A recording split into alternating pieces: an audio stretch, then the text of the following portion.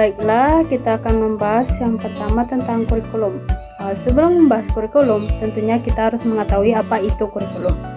Kurikulum merupakan salah satu komponen dalam proses pembelajaran. Atau secara normalnya, kurikulum merupakan seperangkat atau suatu sistem rencana dan pengaturan mengenai bahan pembelajaran yang dapat dipedomani dan dalam aktivitas pembelajaran. Jadi, kurikulum ini menjadi pedoman yang digunakan oleh pendidik dalam melakukan aktivitas pembelajaran.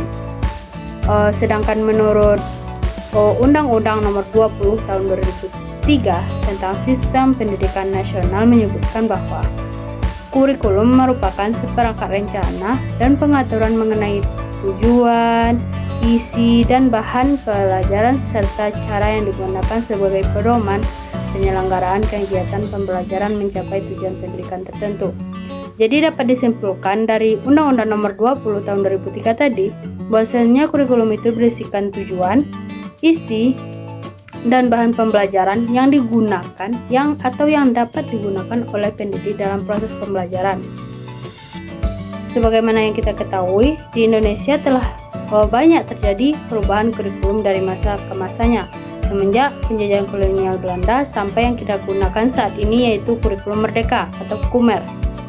Dalam proses pertukaran kurikulum ini,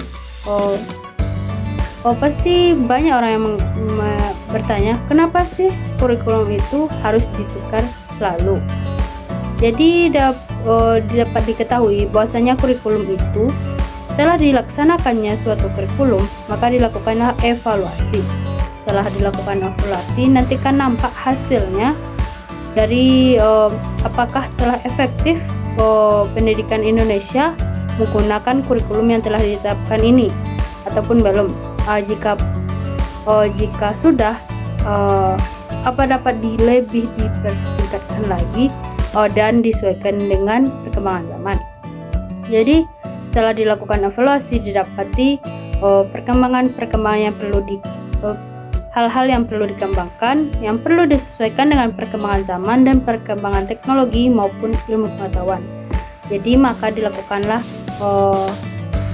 pembaruan kurikulum ataupun pengembangan kurikulum.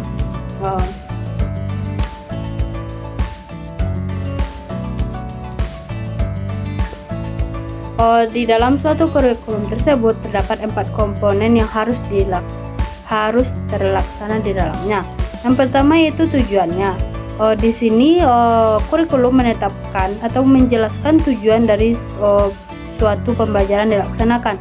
Selanjutnya isi, yaitu materi ataupun komponen isi materi yang akan diajarkan kepada peserta didik nantinya, yaitu komponen metode yang dapat digunakan dalam proses pembelajaran nantinya.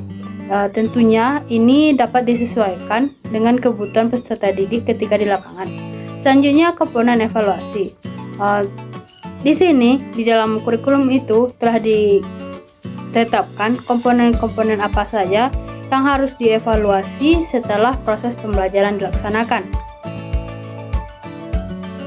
Alasan dilakukannya pengembangan kurikulum itu yang pertama tentunya agar memajukan pendidikan dari masa ke masa. Selanjutnya agar pendidikan Indonesia dapat menghasilkan SDM yang lebih unggul dan dapat bersaing dengan lulusan internasional. Selanjutnya tentunya untuk menyesuaikan perkembangan kurikulum ataupun pengembangan kurikulum disesuaikan dengan perkembangan ilmu pengetahuan yang telah terjadi. Selanjutnya tentunya agar lulusannya nanti dapat menyesuaikan kebutuhan. Selanjutnya agar lulusannya dapat berguna di masyarakat nantinya dan dapat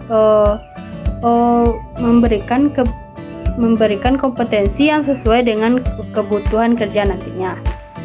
Selanjutnya tentunya disesuaikan dengan arus globalisasi yang telah terjadi.